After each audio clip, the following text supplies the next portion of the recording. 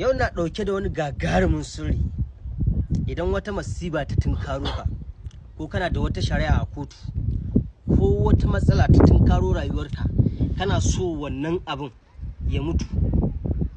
Kana so ya mutu kamar an zuba wa wuta da take ci ruwa. Idan da akwai wata matsala da kake cikin ta gagaruma, wannan matsalar baka san al'umma su sani. Idan da akwai wata damuwa da ta tunkaro ka, kai ka tabbata cewa matsala ce ta tunkaro ka gadan-gadan, to ka zo ga maganin matsalar ka. Allah ne maganin matsalar ka. Wannan abin da na kafi, wannan ayar da na kafi, za a rubuta maka ita kafa 13. Sannan za a rubuta maka wa alƙaita, ita ma za a rubuta kafa 13.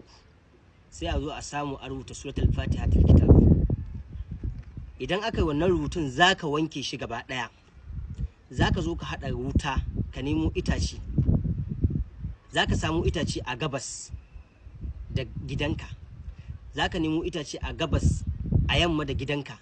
Za ka nemo itace a kudu da gidanka da arewa da gidanka.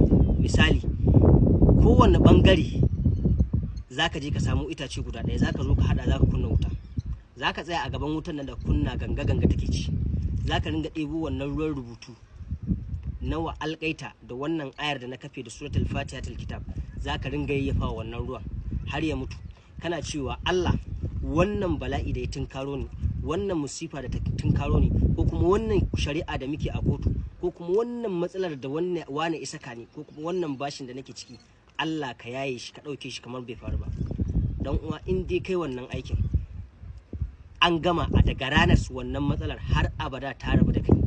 Kowace irin girman matsala ce, kowace irin matsala ce, akan kowace irin matsala da ta tunkaro ka rayuwa, kuma kowace irin masifa. Wannan sirri ne mai ƙarfin gaske akan yayi wata damuwa da ta tunkaro ka, ko kake cikin ta, ko kuma kake tunanin zaka shige ta. Wannan na bawa aikin, idan kai sharing, kai follow, sannan kai salatin manzon Allah, ka je ka aikata, na baka sabida manzon Allah. Allah ya ba mu sa'a.